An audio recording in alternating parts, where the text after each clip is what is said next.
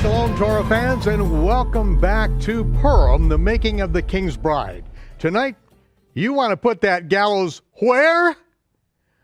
Well, tonight we are going into the third part of this five-part teaching on the Megillah of Hadassah, or the Scroll of Esther, or Easter, as she would be known in the English language. And tonight we're going to be in Easter, chapter 3, verse 1. And so please turn your Bibles there. Our whole story started out in the third year of Achashverosh.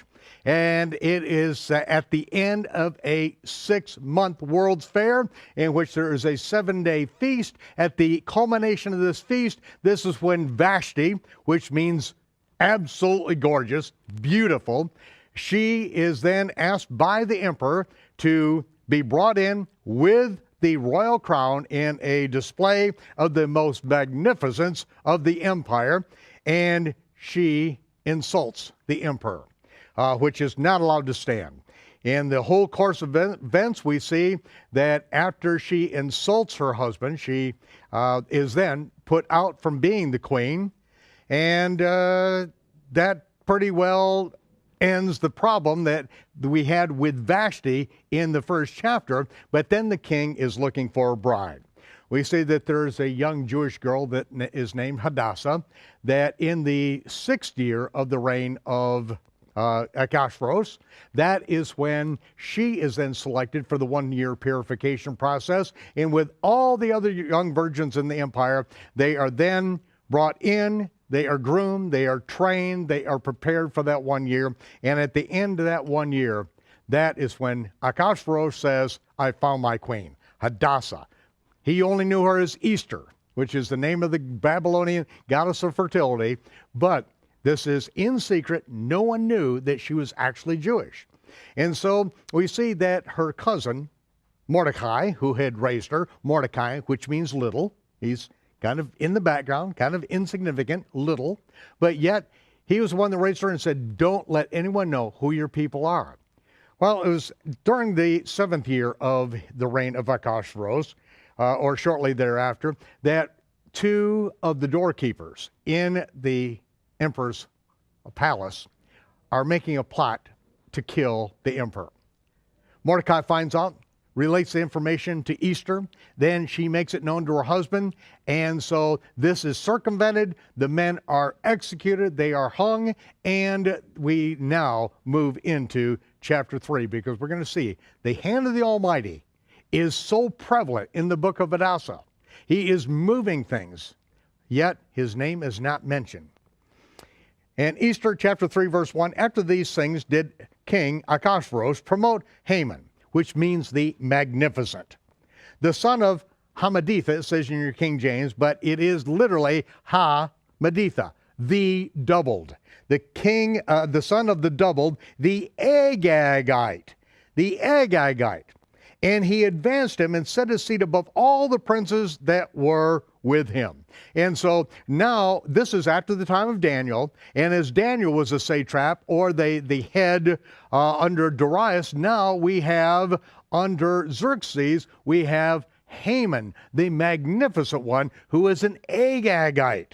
And he is the one who is put in this position. Now we are going to understand why there are all these boring genealogies in the Bible. They're not really boring at all. It's just that we have to know enough about the scriptures to know how important they are. And we see that to understand the relationship between Mordecai and Haman and what is about to happen between the Jew and this Agagite, we have to go back to Esther 2:5. It says, in Shushan the palace, there was a certain Jew whose name was Mordecai, the son of Yair, the son of Shimei, the son of Kish. Now, it doesn't give us all the generations here. As a matter of fact, it leaves out like 480 years. But it lets us know that Mordecai, that it goes all the way back to being a son of Kish, which is over 490 years earlier, a Benjamite. Now, this shows that this is an unbroken lineage, even though it doesn't describe every single generation that is there. We also see this in the book of Matthew, where there are 14 generations from Abraham to David, 14 generations from David to the carrying away into Babylon, and 14 generations from the carrying away unto Babylon unto the Messiah. And we hear some of the anti-missionaries, Jewish anti-missionaries say, well, your scripture is not true because it doesn't have all the lineage there. No, of course it doesn't. It gives exactly 14 generations. It makes an internal Masorah between, in this pocket of generations, 14, 14, and 14, so that we see that it is unbroken. There is no question. And they have to admit that it is an unbroken lineage, but yet there are 3 kings that are left out from this lineage. Why? Because there is an internal Masorah being made of 14, 14, 14. It doesn't mean that there were only 14. It means it lists 14, and here are the names of these 14, so that when we get to Yeshua, we can find out that in the English and in the Greek text, that they mistranslated a word that completely destroyed the lineage of Yeshua. In the Hebrew Matthew, and also in the Aramaic, it is maintained. It's correct. But the Greeks mistranslated something. It was then worsened in the English versions of the Bible. And so no longer do you have 14, 14, 14. So I'm just saying that the standard that they use, oh, your Bible can't be true, the gospel lineage can't be true because there are 3 kings missing. Oh, we got 490 years of people that are missing from the lineage of Kish. And who's one of the sons of Kish? Saul, the first king of Israel. So we are looking, ladies and gentlemen, Mordecai, almost royalty. And as it tells in 2 Samuel 16:5 through 8, out of the family of the house of Saul, there came a man whose name is Shimei, the son of Gerah. This is Shaul, or King Saul's brother. And so we see that Mordecai literally comes from Saul's brother, who then has a son named Shimei, and that is the lineage of Mordecai. But we are still in the household of Saul, of the son of Kish. And so now I want to go back to this, the storyline of Hadassah here. And to understand about this lineage of both Saul, the son of Kish, and this Agagite. In 1 Samuel 15:1, it says, Samuel said unto Saul, Thus saith Yehovah Tzevaot, I remembered that which Amalek did to Israel, how he laid in wait for him in the way when he came up from Egypt. Now go and smite Amalek. Utterly destroy all that they have, spare them not, but slay both man and woman, infant, suckling, ox and sheep, camel and ass. And we covered this in our last session of exactly who the Amalekites were. But what I did not bring out was that who the Amalekites actually, what the offspring line is. Because we find this in Genesis. Turn to Genesis 36:12, and we see that Timnah was concubine to Eliphaz. Eliphaz was Esau's son, and Timnah bare to Eliphaz Amalek. And so Amalek is actually a grandson of Esau, who went forth and dwelt with the cursed Canaanites, which they are known for their gross immorality, murdering, sex perversion. That's what they're known for. And that is why when we have these Amalekites dwelling with them, nothing good is going to come out of these Amalekites either. And so in 1 Samuel chapter 15, verses 7, we're going to continue reading. So Saul smote the Amalekites from Havilah till you come to Shur, that is over against Mitzrayim, or Egypt. But he took Agag, now remember that Haman is an Agagite. His father is an Agagite. But he took Agag, the king of the Amalekites alive, and the best of the sheep, the oxen, the fatlings, and the lambs, all that was good, and he would not utterly destroy them. And so Samuel then went back to Saul in verse 26 and says, Yehovah has rejected you from being king over Israel, because he did not do what he was told to do. He was told to completely obliterate these people. But the best of the sheep, the best of the oxen, and Agag the king, and it's not just Agag the king, it's his family, okay? Because the Agagites are going to continue on. Okay, he's brought Agag, and it says that as Samuel turned about to go away, Shaul laid hold upon the skirt of his mantle. In the King James, in the New Testament, read the hem of his garment, but from the Hebrew, it reads the skirt of his mantle. This is the tzitzit, grabbing onto the tzitzit on the hem of his garment, and it tore. It ripped it off. And Samuel said unto him, Yehovah hath rent the kingdom of Israel from you this day. It's over. And it was over. Because he made excuse after excuse, and finally the excuses ran out. This one thing, and just as the Almighty said, in Exodus 17:16, Yahweh has sworn that he will make war with Amalek from generation to generation. See, this is why Saul was put on the job. You take him out now. I have sworn I will make war against them. Because of what they did, this will not be forgotten. Now they continue to do it. Now you take care of business. And because Saul refused to take care of business and he saved the best alive, now, hundreds of years later, in Babylon, the number one man in the empire under the king is the offspring of Agag, an Amalekite. Now we're going to see the plot thicken. Now we're in verse 2.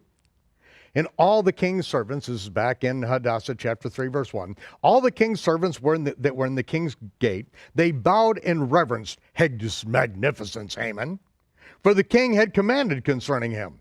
He said that everyone will bow down and respect him. He's my number one man. He's on my right hand. You respect him like you respect me. But Mordecai, the little man, he refused to bow, nor did he give him any respect. Oh, we know what Haman felt like Rodney Dangerfield. He got absolutely no respect from the little man. Then the king's servants, which are in the king's gate, said unto Mordecai, why do you transgress the king's commandment? And now in a verse it's going to say that he told him he was a Jew, but that's shorthand. He probably said, well, let me tell you a little story about this Agagite, about Haman, and about my great-great-great-great-great-great-great-great-great-grand uncle. Let me tell you what happened. And let me tell you what the Amalekites did to us when we were coming out of Egypt. Let me give you the background. And so he told them the story. And then finally, they understood, but they said, it doesn't really matter. You're not living in the land of Israel. Your king didn't do his job, but now this man is in charge of the empire under Xerxes, under Ahasuerus. So it came to pass, in verse 4, when they spoke daily unto him, and he hearkened not unto them, then they told Haman to see whether Mordecai's matter would stand, because he told them, Mordecai told him that he was a Jew and gave him the background. And when Haman saw that Mordecai did not bow nor reverence him, and it's like bowing down and reverencing Arafat, and bowing down and negotiating with his Ba'ala. Now, they don't quite pronounce it like that on the news, but these are the murdering followers of Allah, the fictitious moon god invented by Muhammad, okay? Or Hamas, the destroyers, okay? No respect. No respect. And he thought evil to lay hands on Mordecai alone. But when they, the king's servants, which were in the king's gate, had shown him the people of Mordecai, Haman sought to destroy all the Jews. He said, I'm not just going to take out Mordecai, I'm going to kill them all. Because now he knows these are the people that nearly wiped them out. These are the people that my ancestors, because listen, 127 provinces, 127 kingdoms. This is the top of the kingdom of what's left of the Amalekites, and now he's sitting at the top of the empire of the Persian Empire. So he just sought to destroy all the Jews who were throughout the entire kingdom of Achashverosh, even all the people of Mordecai. So in the first month, that is the month Nisan. Now really, the month is not named Nisan until right here, right now. Once we are in Babylon, then we are picking up the Babylonian names of these months. But the first month is the month of the Aviv. Now in your King James Version, it'll say the month of Abib. Okay, I don't care whether you pronounce it with the vet or the bet. It really doesn't matter. Jews today pronounce it with the vet, okay? Aviv. But it is always Ha-Aviv. There is no month called Abib or a month called Abib. No, it's the month of the Aviv, and it begs the question, the Aviv what? Because Aviv is an ancient Hebrew agricultural term that describes the maturity of the crop known as barley. It only refers to barley. And we find out that when the barley is Aviv, that is when we celebrate the Feast of Unleavened Bread, because during the Feast of Unleavened Bread, we present the first fruits of the barley harvest. And the barley must be Aviv before you can present the first fruits, and that's why we have to occasionally add on a 13th month in order to allow the barley to mature. That's why each year we do not know when Passover is going to be until the end of the 12th month. The first sliver of the new moon appears, and if the barley is Aviv, then we celebrate Passover that month. If not, then we put it off for a month. But now, it is the month of Nisan, as it's known in Babylon, in the 12th year of King Achashverosh. So now Hadassah has been queen now for 5 years. And that is the month that they cast Pur. That is the lot. So there was a lot that they cast. This is kind of a way of choosing. You know, you can do a 3-man way, and that's, what's that? Stone and paper and scissors. Okay, this is the way that some people cast lots. But it says that they cast Pur, that is a lot, before Haman from day to day, from month to month, to the 12th month. That is the month of Dar. Now, let's just take a look at this. Let's use the simplest way for deciding something. This is how they start out NFL games, with the simplest possible way of figuring out who is going to kick off and who's going to receive which end of the field that they commence play from. They use a simple coin toss. And if we start right now at the first month, and then we are going to start, and we flip a coin, which is the simplest way. And we flip that coin because we're just looking for heads to come up once. The first time heads come up, boom, that's the month that we are going to put in place a plan. And what the plan is, to exterminate all the Jews. That's what it is. And so, it comes up. For the first 6 months, the first 6 times, they flip the coin. First 6 times, it's never heads.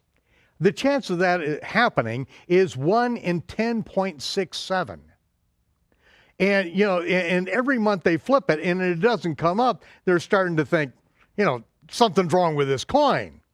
Now, this is the simplest thing. If it's doubled, if it's like 2 things that have to come up together at the same time, black and white, and both of them have to come up at the same time, then the odds significantly multiply exponentially from there. But let's just do the simplest thing, because this is showing that the hand of the Almighty is working in this very thing. In the whole history of time, we are going to see that actually things in the book of Daniel are going to be based upon the events of Purim, and it's all back in the days of Haman, a simple coin toss. And so now, he finally gets to the 11th month, and for the first time, it comes up heads. The chances is 1 in 186.2 times. It's showing us the hand of the Almighty is in here because it's going all the way around the year to the final month. This is going to give the greatest amount of time for all these things to transpire. And now we found the month, and now it's going to be flipped. The lot is going to be cast. And again, we don't know exactly how the lot is done. I'm giving you just the simplest version, a coin toss. And now it's on the 13th. And so on the 13th, it's 1 in 620.5 chances, 1 in 620.5 that it wouldn't come up heads until the 13th day. And so now we are hopefully either at the end of this segment or next segment, we're going to get into Daniel's sealed prophecies because the Almighty is in charge of the coin toss. Worst case scenario, that this will have to end up being one of the DVDs to our Ambassador Club members out there. But let's go on. In verse 8, and Haman said unto Achashverosh, there's a certain people scattered abroad, dispersed among the people in all the provinces of thy kingdom, and their laws are diverse from all people, neither they keep the king's law. Therefore it's not for the king's profit to suffer them. You know, the guy's just a liar, okay? You know, the Jews in the land have been nothing but good for the entire empire. And he said, oh, these people, they don't respect your laws. Why? Because they live on a higher level. You know, it's like John Adams. Or excuse me, Samuel Adams. Who said that we're not basing the future of America upon the Constitution. Far from it, we're basing it upon every man's ability to govern himself according to the commandments of God. Because if you govern yourself according to the commandments of God, you are living on a higher level. You don't need to make laws for these people. Now we have 2.4 million laws in America. Why? People simply will not govern themselves according to the Torah of God. No. You know, we've been taught in our schools that there is no God. It's survival of the fittest. If it feels good, do it. Oh, this is post-Christian America. If you people have not heard yet, oh yes, our president has announced it. This is no longer just a Christian country. You know, we've got all sorts of twisted religious perversion out there that is now acceptable, okay?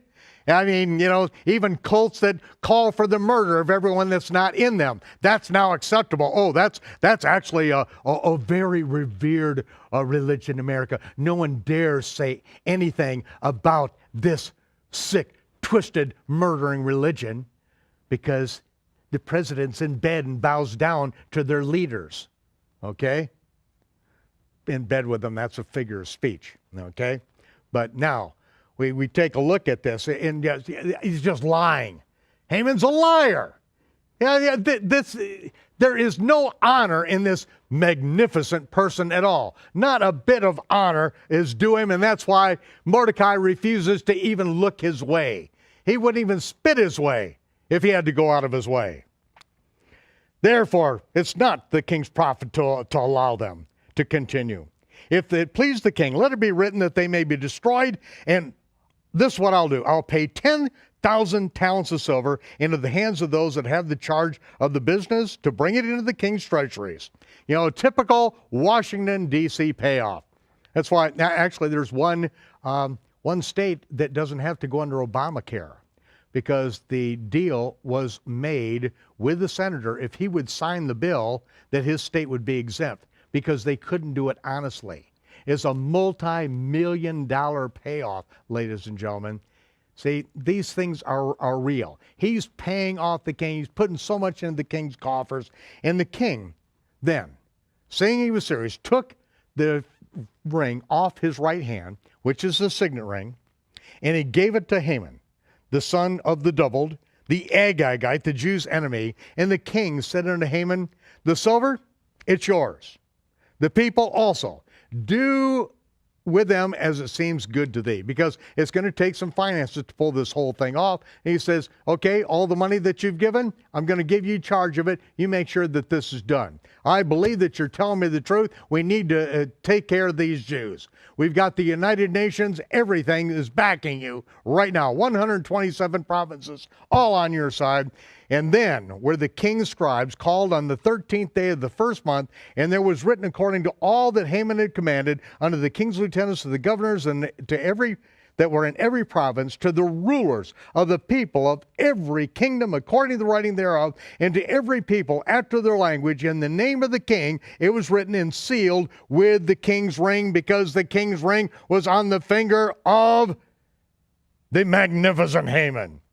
And letters were sent by post to all the king's provinces to destroy, to kill, to cause to perish all Jews, young and old, little children and women, in one day, even upon the 13th day of the 12th month, which is the month of Adar, and to take the spoils of your prey.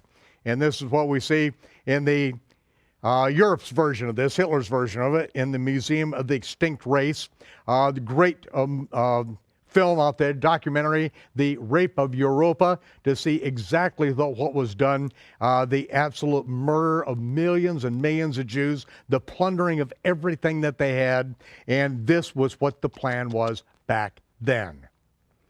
So the copy of the writing for a command was given in every province to be published unto all the people, that they should be ready against that day. So the post went out, being hastened by the king's commandment, and the decree was given in Shushan, the palace. And the king and Haman sat down to drink some Courvoisier XO cognac, but the city of Shushan was in absolute turmoil. And when, chapter 4, verse 1, when Mordecai perceived all that was done, he rent his clothes, he put on sackcloth and ashes, and went out into the midst of the city and cried out with a loud and a bitter cry. And you could imagine the torment in his soul, because he knows that he's responsible. He could have just kept his mouth shut, so to speak, and bowed to Haman like everyone else and pretended that everything was okay. But no, he spoke up. And now they are going to not only kill him, but they're going to kill every living Jew in the empire, which means the world would be Judenreich. There would be no Jews left. This is exactly the position of Hamas and Hezbollah. This is their position now. It is illegal to enter into the king's gate where Mordecai was allowed to go because of his position, but it was illegal to go in clothed in sackcloth and ashes. So Mordecai stayed outside, and the entire empire, wherever this decree went, everyone, all the Jews were in great mourning. They were fasting and weeping and wailing, and many lay in sackcloth and ashes. They had 1 year left before the death sentence would be executed, and there was nothing they could do about it. They were unarmed. They were living in the civilian population of the empire of Babylon.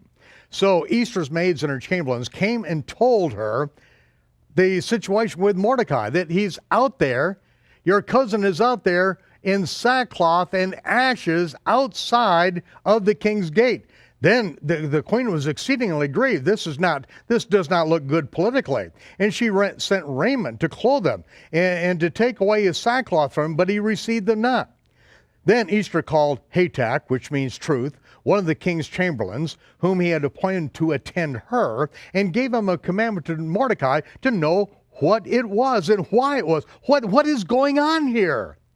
So Hatach went forth to Mordecai unto the street of the city, which was before the king's gate, and Mordecai told him all that had happened unto him, the sum of money that Haman had promised to pay the king's treasurers to destroy the Jews. Also, Mordecai gave Hatach a copy of the writing of the decree that was given to Shushan to destroy them, to show it to Esther, and to declare to her and charge her that she should go unto the king to make supplication unto him, and to request before him for all her people. And Hatach came and told Esther the words of Mordecai. Again, Esther spoke unto Hatach and gave commandment unto Mordecai. All the king's servants, the people, the province, everybody knows that whoever, whether man or woman, whoever shall come unto the king into the inner court who is not called, there is just one law. You put him to death, except to whom the king shall hold forth the golden scepter, that he may live. But I've not been called to come into the king these 30 days. Well, Hadassah has now been queen for 5 years. She may be a little past her prime, and he's got, perhaps thousands of concubines. And so, she's not first on the list here for the last 30 days. And they told Mordecai Esther's words. Then Mordecai commanded, okay, you tell my cousin this. Do not think that you will escape because you're in the king's house more than all the Jews. For if you hold your peace at this time, there shall be an enlargement. There shall be a greatness and deliverance arise to the Jews from some other place. But you and your father's house will be destroyed. And who knows whether you have come into the kingdom, that everything that has happened to you in your whole life, your parents being killed, me raising you, me then helping you, and you getting into the king's house, and now that you are the queen, how do you know that all this didn't happen? That Vashti didn't refuse to come in before the king and all this stuff, that the whole fabric of life wasn't so that this moment was divinely designed by the Almighty. That all this happened, that you would be in the king's palace for such a time as this. Then Esther bade them return to Mordecai this answer. Go gather all the Jews that are present in Shushan. Fast for me. Do not eat and do not drink for 3 days, day or night. I also and my maidens will fast likewise, and so will I go unto the king, which is against the law. If I perish, I perish. If I die, I die. So Mordecai went his way and did according to all that Esther had commanded him. Chapter 5. Now it came to pass on the 3rd day that Esther put on her royal apparel and stood in the inner court of the king's house, over against the king's house, and the king sat upon his royal throne in the royal house, over against the gate of the house. And it was so, when the king saw Esther, the queen, standing in the court, that she obtained favor in his sight. And the king held out to Esther the golden scepter that was in his hand. So Esther drew near and touched the top of the scepter. Then the king said unto her, and I'm sure she was like, whew. This is after 3 days of no eating and no drinking. Her life is on the line. And he said, come, dear. Then the king said, what wilt thou, Queen Esther? What is your request? It shall be given unto thee, even to the half of the kingdom. And she said, well, that sounds like a pretty good divorce settlement. That's, 63.5 empires, kingdoms. I'll take that. No, it's a figure of speech. It is a magnanimous offer of royalty, even to the half of my kingdom. Do you think he would really give the half of his kingdom if she said it? No, there's no way on God's green earth. This is just royal fluff. Then said the king unto her, what wilt thou? Unto the half of my kingdom? And Esther answered in verse 4, if it seem good to the king, let the king and Haman come this day unto the banquet that I have prepared for him. And the king said, cause Haman to make haste, that he may do as Esther has said. He said, yes, dear, we'll be at your banquet. So the king and Haman came to the banquet that Esther had prepared, just the two of them. Now, what does she know? We don't know what she knows because she's been praying and fasting. And we know that you're going to watch divine revelation unfold here. You want to know how to walk by the Spirit? Read the book of Esther. And the king said unto Esther at the wine and cheese party, it says a banquet of wine, what is your petition? And what will be granted thee? What is your request? Even to the half of my kingdom, and it shall be performed. Anything you want, sweetheart, it's yours. Just ask. Just say the word. Here's a blank check. Just fill it out. I'll sign it. No problem. What do you want? Then Esther answered and said, my petition and request is, if I found favor in your sight, and if it please the king to grant my petition and to perform my request, let the king and Haman come to the banquet that I shall prepare for them, and I will do tomorrow as the king has said.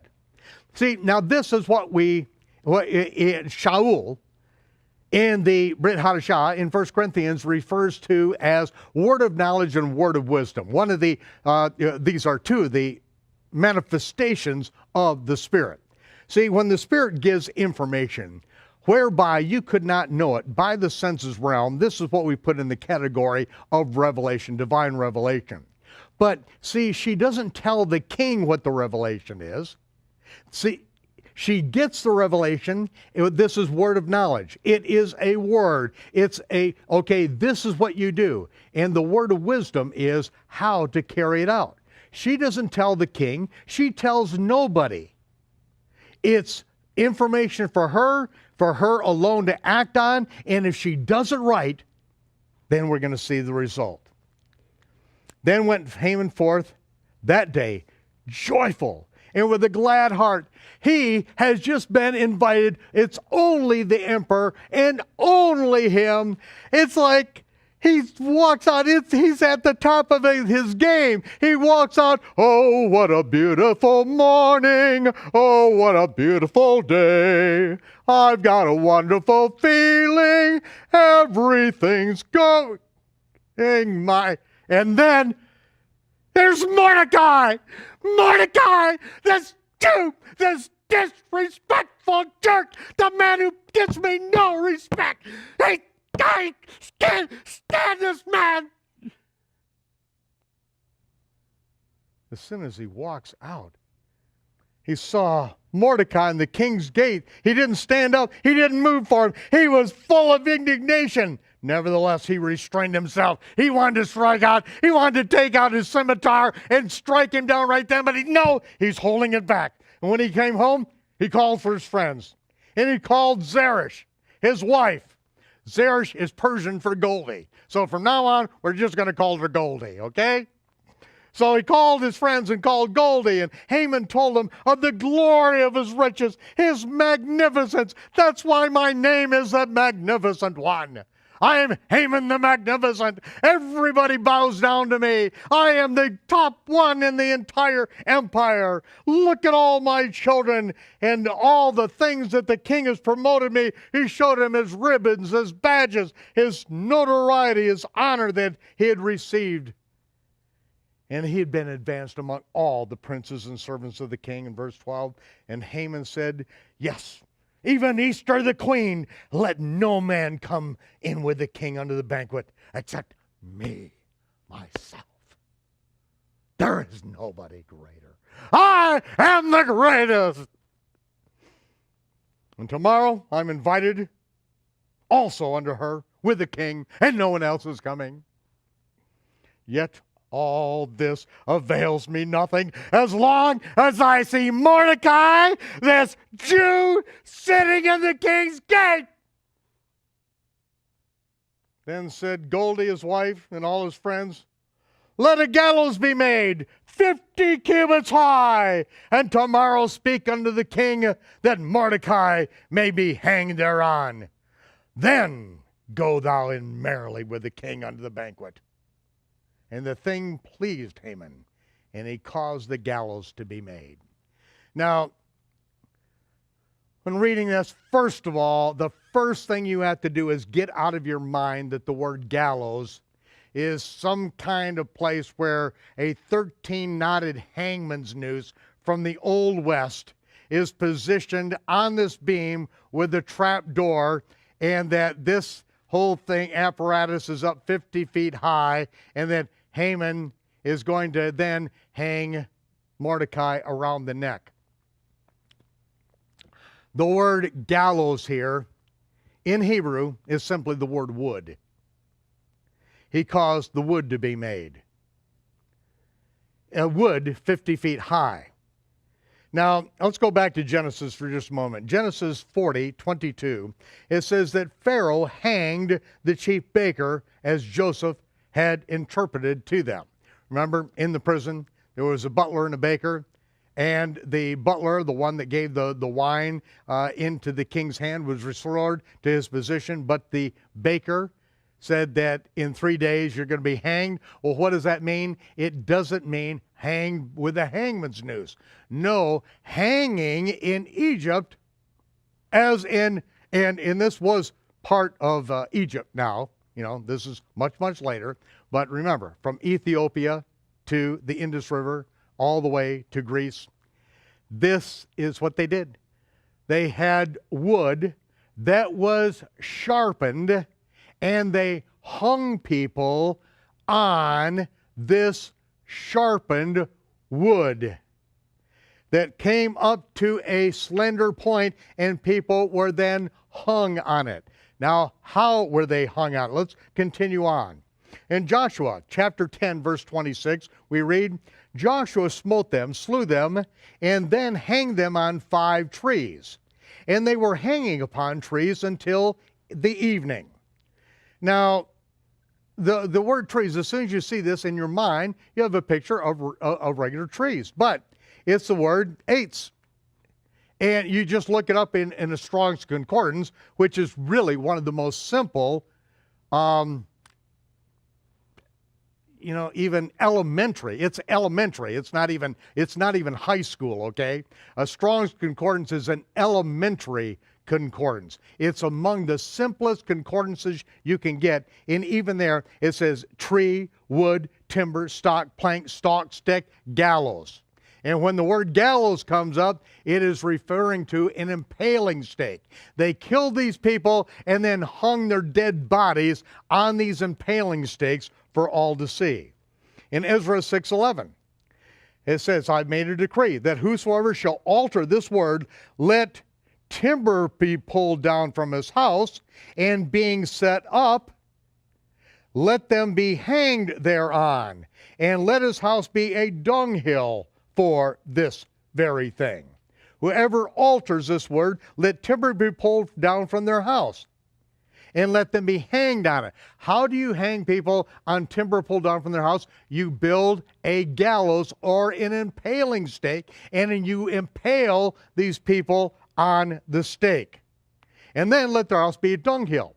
And what do they do? All the openings they close up. The second story they open up, and then burrow down, make a hole in the second floor, down into the bottom, and that becomes literally the dunghill, or for that village, it's the public latrine.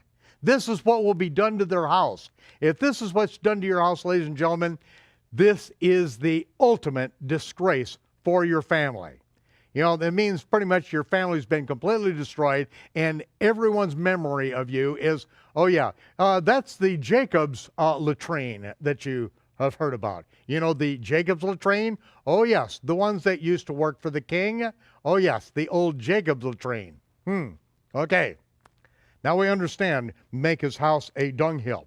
Now to understand this, this impaling, because see, for the timber to be then set up into a paling stake 50 feet high, it is Herodotus that said that Darius, the father of Xerxes, hung over 3,000 Babylonians when he took the city. He impaled them. He didn't hang them on hangman's noose. He said that he impaled them. Now, how is this generally done? Well, if you really want to exhibit some excruciating pain, you don't impale the people first. First of all, you arrest them. Then, like his design for Mordecai, is to then tie his hands behind his back. And then, upon this scaffolding, they would then go up, and then they would seat this person on this sharpened impaling stake. Seat him on a needle point, impaling stake that then gets bigger and bigger as it expands out. Even if he didn't, his hands were not tied, a man seated on an impaling stake would be in such excruciating pain for hours.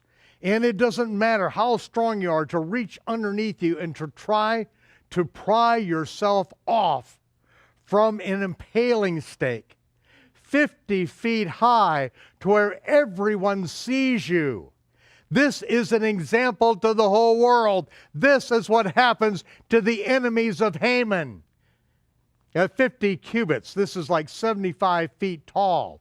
This is twice as tall as a telephone pole. So imagine a city street telephone pole sharpened to a needle point, and then finally broadening out to about this big at 5 feet down. You would hope you would die in the first 5 or 6 hours. But every time you moved, every muscle twitch, every relaxation, everything that you did, that point would go deeper and deeper and deeper. And if it missed your heart and then took out one of your lungs and then went up into your throat and finally your brain. Whew, man. You want to put that gallows where? Ladies and gentlemen, give me a 13-knotted hangman's noose from the Old West any day. Do not let me die on the gallows of Haman.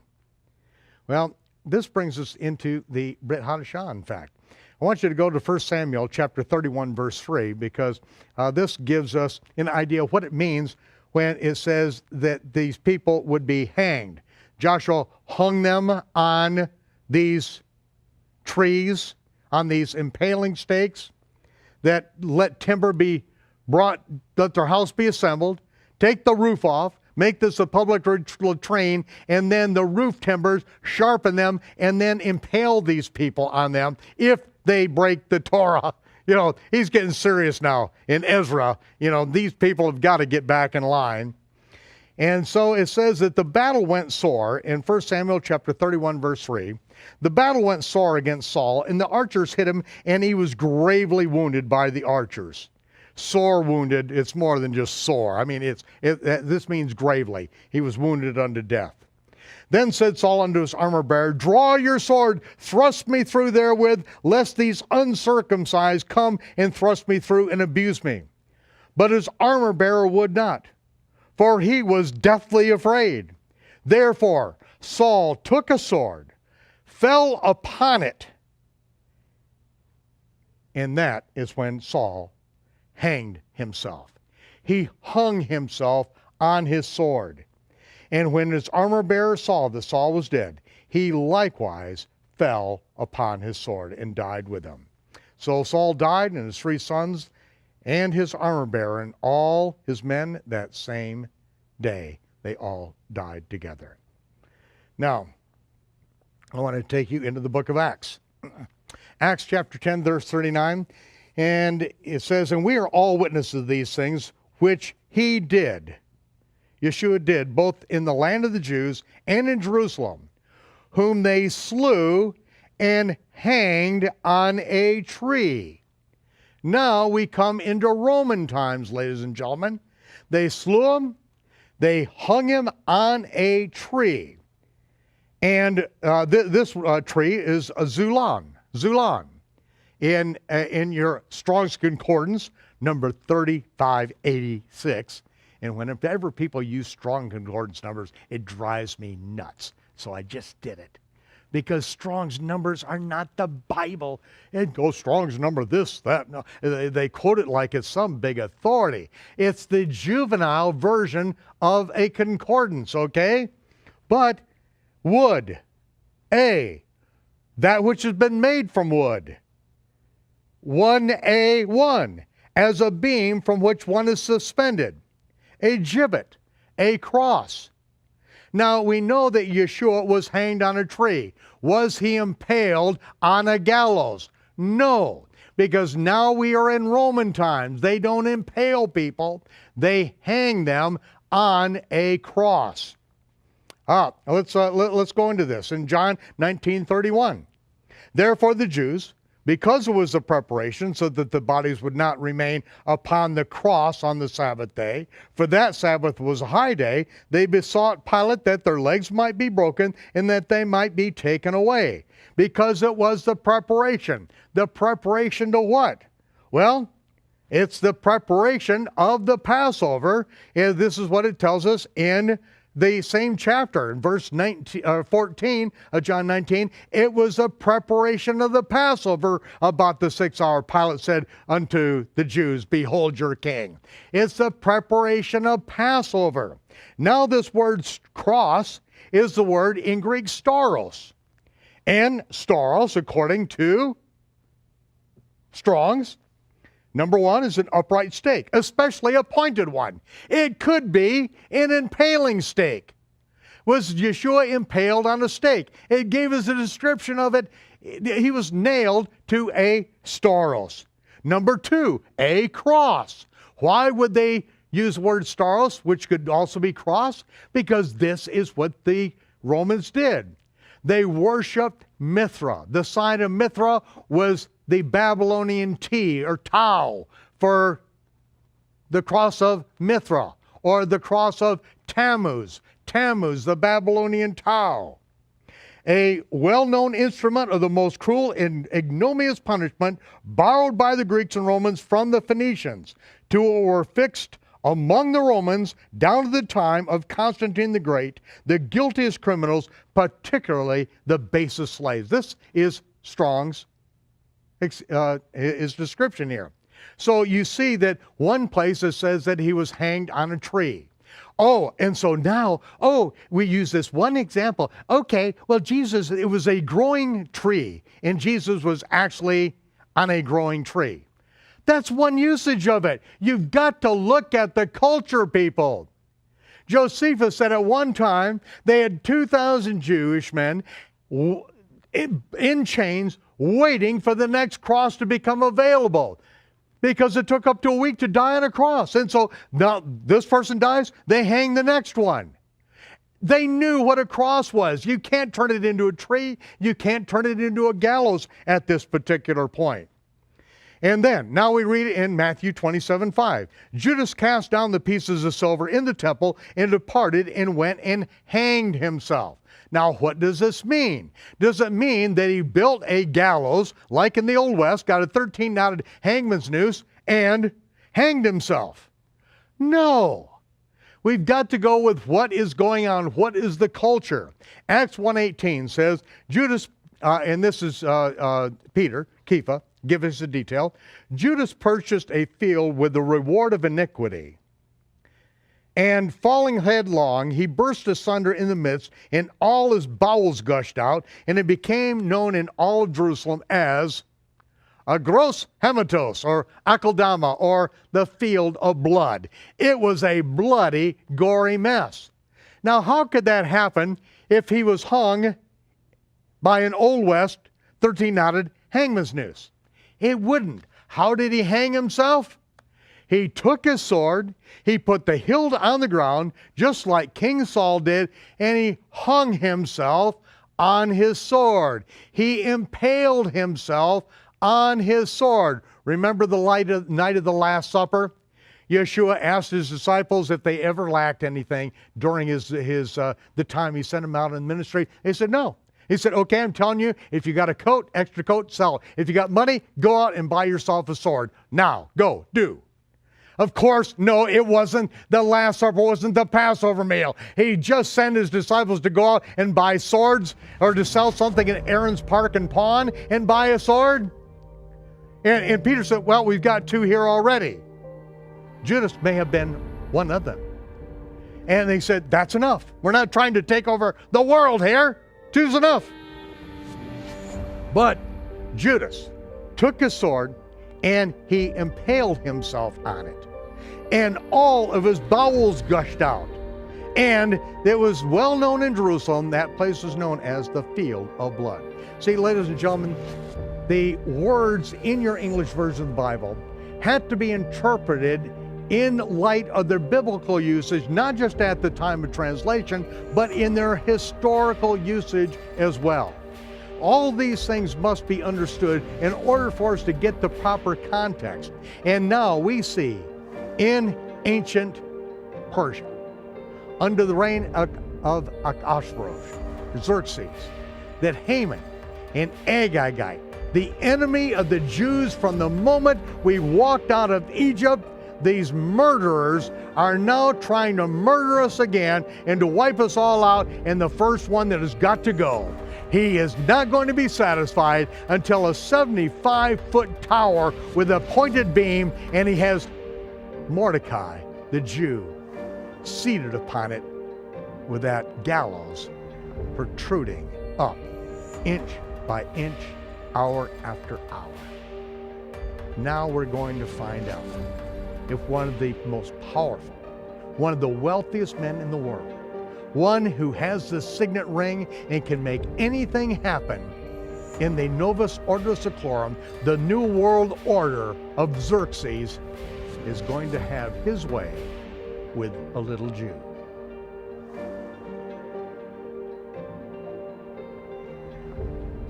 Now I would like to leave you with this blessing. Yivarechecha Yehovah v'yishmerecha. Yair Yehovah panav elecha v'chunaka. Yisa Yehovah panav elecha v'yisem lecha shalom. B'shem Yeshua, Sar Shalom. Yehovah bless you and keep you. Yehovah make his face to shine upon you and be gracious unto you. Yehovah lift up his countenance upon you and give you peace in the name of Yeshua.